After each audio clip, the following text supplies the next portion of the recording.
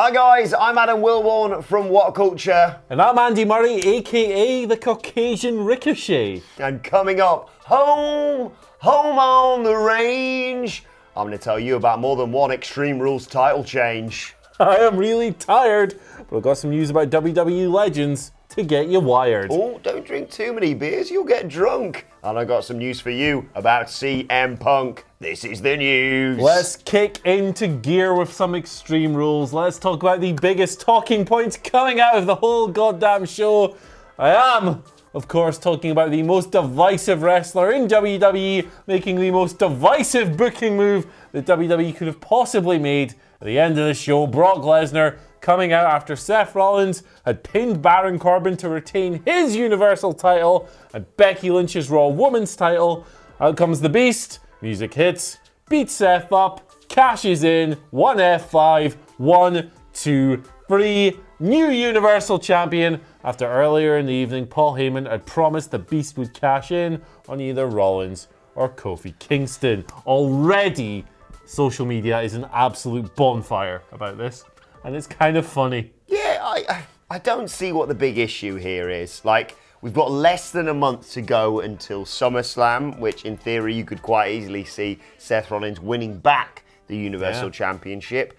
And he's got the Money in the Bank contract. When else is he going to cash it in? Especially in Philadelphia, in Paul Heyman's backyard. Yeah, and now Paul Heyman has a Paul Heyman guy to book as the top champion now that he's taking full control of Raw.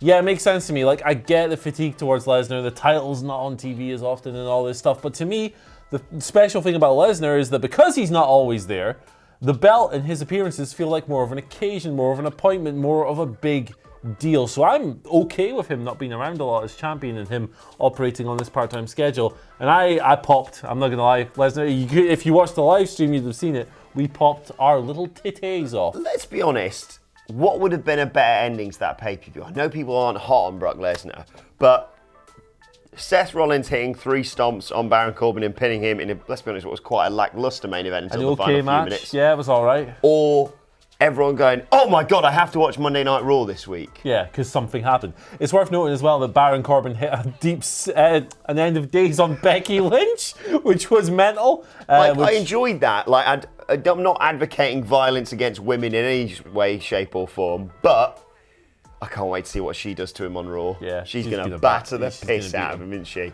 Oh, poor Baron. But speaking of which, there wasn't only one title change, but 4 title changes in total at Extreme Rules. We started even on the bloody pre-show. Finn Balor is no longer Intercontinental Champion. Yeah. He was defeated in a match that we just thought, oh, this is going to go to a DQ so they can stretch it out till SummerSlam. No.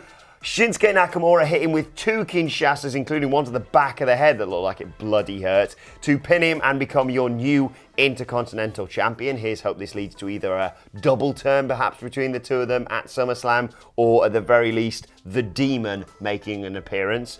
We also had the Smackdown Tag Team Championships changing hands. The New Day defeated Daniel Bryan and Rowan in a triple threat match that also featured Heavy Machinery.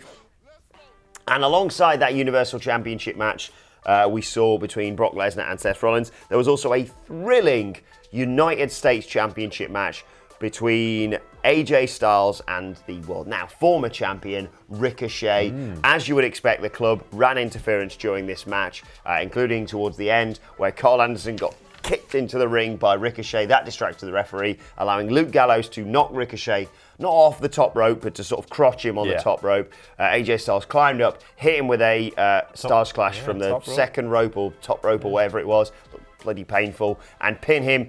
AJ Styles is United States Champion, and all's good in the world. Yeah, really good stuff. All the right title changes for me. Yeah, the title changes came off well. I saw a few people complaining online about Finn Nakamura being on the pre-show, but didn't really have a whole lot of build. They had that one Smackdown match and a backstage confrontation. Yeah, I thought they all came off really well. I thought the matches were satisfying. The moments felt earned. The finish to the AJ match was particularly good. Actually, what am I talking about? The Smackdown tag title match, the finish to that was amazing. Big E just picking him out of the sky. Caught him, just held him there and then went, yep, Yeah. Time to hit the midnight hour, I suppose. That's it, you're dead now. Yeah, no, I was really happy with all of this. Daniel Bryan has been on Twitter already and said, now that I've lost this title, you're going to see me go to places I have never been before on SmackDown. Presumably 24/7 championship. He's just going to visit some new towns, I guess, and all that. Shall we move on to the Raw? Let's move on. Because we've got some exciting stuff coming, not just, well, what will be tonight on Monday Night Raw, but also in a week's time. Well, this story kind of depends on your tolerance for crazy old dudes, but it was announced... Sign me up! ...relatively early on the Extreme Rules broadcast that a Raw reunion special episode is coming on the 22nd of July. And on this show, we are getting all manner of huge names, legends from the past, if you will. So the advert told us that among the people who are going to be there are Stone Cold Steve Austin, Whoa! Hulk Hogan, Whoa! Kevin Nash, Shawn Michaels, Ric Flair, What? Ted DiBiase, No. Kurt Angle, What? Scott Hall, Oh. Devon Dudley. Cool. But there's all kinds of names. There's even more. There's Christian, Jerry Lawler, Jimmy Hart, Santino Marella. Eric Bischoff is going to be there as well. I'm just reading from the list of dudes who are going to be there. Paul Heyman will be, of course, the steward for this. In the lead up to SummerSlam, we're going to get some... Did I see the Boogeyman? The Boogeyman is going to be there because he's the Boogeyman and he's going to get you. Yes. There will be Booker might be there as well, isn't Booker he? is going to be there. There you go then. All kinds of mental names. Could be fun, could be a burial fest, you never know. Raw 25 was, unfortunately, the latter. SmackDown 1000 was a bit better. Yeah, people were like, oh, let's see the NWO versus the Revival. I was like, please no. Yeah. Please no. Out of all these, I think, like, Austin's obviously a good crowd popper. I think the one I'm most looking forward to for personal reasons is Ted DiBiase, because when I was younger, he was one of my favorite wrestlers because he looked a bit like my dad. So I'm looking forward to seeing my dad on Raw on July 22nd. Yeah, I that list of names, whether or not you think, oh God, this is going to be bad, they're just stealing important TV time away from the new talent, and I'm inclined to agree with you, you're still going to watch it though, aren't you? It's going to be mint. It's going to be really, really good. Silly. I'll look forward to it. Right, finally, speaking of legends, we had a little bit of a reply to Extreme Rules when it comes to CM Punk in a tweet that he has, surprise, surprise, subsequently deleted. Shockaroonie. But thanks to our eagle-eyed reporter, Michael Hamflett, he got a screenshot of it, so we can bring this to you now. Fresh from Louis Scoops. Yeah, he was shooting on Shane McMahon, of all people. You see... I'll take this back. So, Philadelphia 76ers Communications VP Dave Scholler sent out a tweet thanking WWE promoter John Variccio. Is that what we're going for? John Variccio for his tickets. They look like basically on the front row.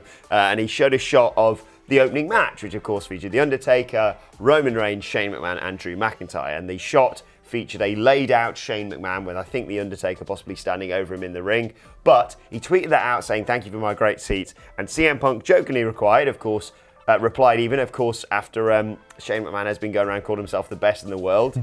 He replied, is that a fan who jumped in the ring to Shane's prone body? Shoot season's officially open, brother. Chick Magnet Phil shooting bullets, pew, pew, pew. Yeah, I mean, unsurprising for CM Punk, really. Like, he gets outspoken every now and then, he talks about wrestling, and then he deletes the tweet. He does this stuff all the time. It's kind of weird. I think he just likes being talked about, really. But it was kind of fun. Like, I love this level. I've said this 1,000 times before. I love petty nonsense like this. Is that a fan that jumped in the ring? That's a big sweaty executive. I think a fan who jumped in the ring would have probably been better. Yes. Right, let's move on to your Twitter questions. At WhatCulture WWE, of course, if you want to get in touch with us. Spartacus says, do you think it would be a good idea to flourish the women's division with their own titles equivalent to the Universal, IC, US, Cruiserweight, etc.? I don't think they have enough wrestlers for that, unfortunately. Like, I think it's a really great idea eventually if they have 30, 40, 50, however many male they have, if they have an equivalent number of women. I think it's a great idea, but as things stand, they can barely sustain the two singles titles and the tag titles. I think they would need a lot more people. It's a volume issue. You'd be extremely thin if you had all these mid-level belts and so forth.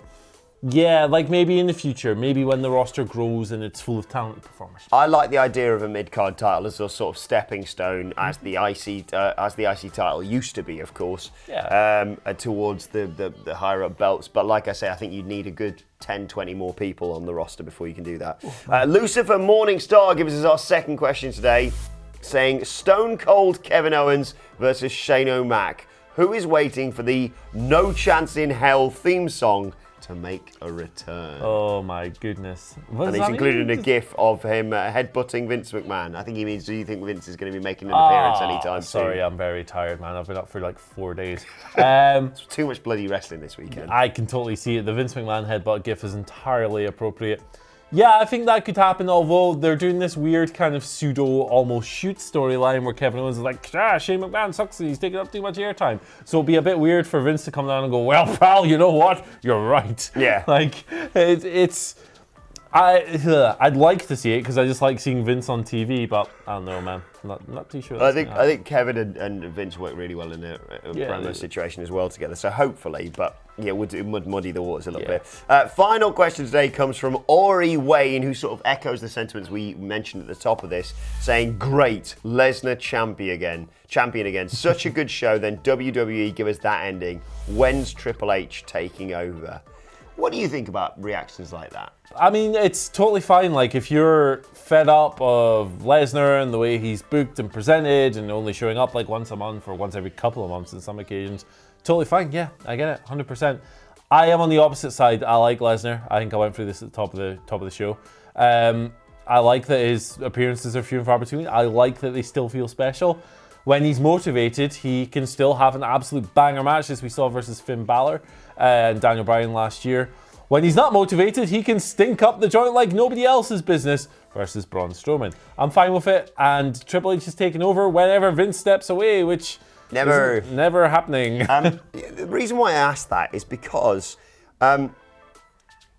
inevitably Brock Lesnar was going to be involved in SummerSlam and probably with Seth Rollins. Yeah, you think so. Right, so surely it would make more sense if you're a WWE fan to see Lesnar be given the title now than have this coronation at SummerSlam. You need him to win. You can't have him step back and be like, right, I'm going to cash in my Money in the Bank contracts and then just bloody lose, having threatened at so many different scenarios.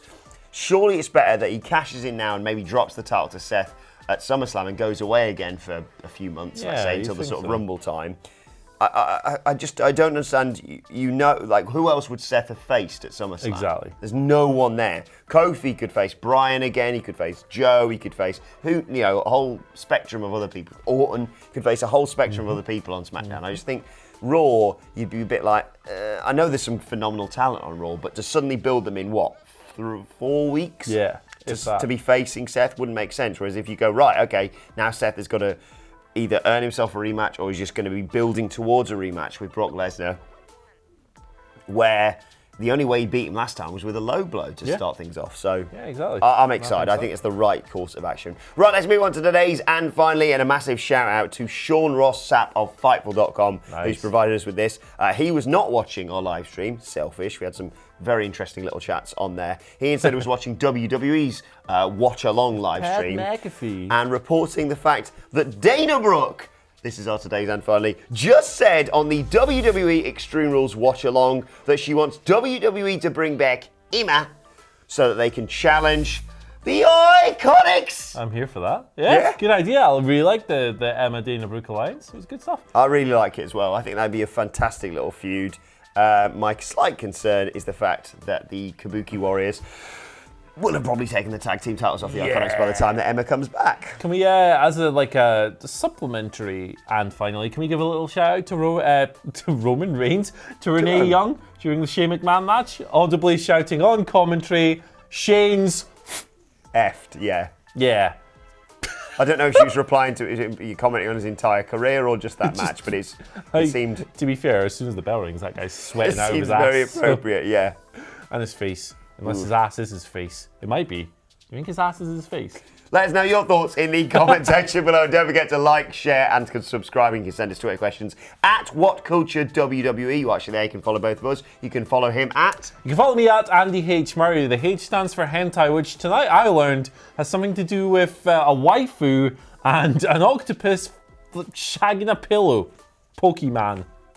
Every day is a school day. You can follow me at Adam Wilborn. I said you can follow us all at WhatCulture WWE, and make sure you subscribe to WhatCulture Wrestling on either iTunes, Spotify, wherever you get your podcasts from, for daily wrestling podcasts too. My thanks to Andy Murray. Thank you for watching. We're off to bed, not together, and we will see you soon.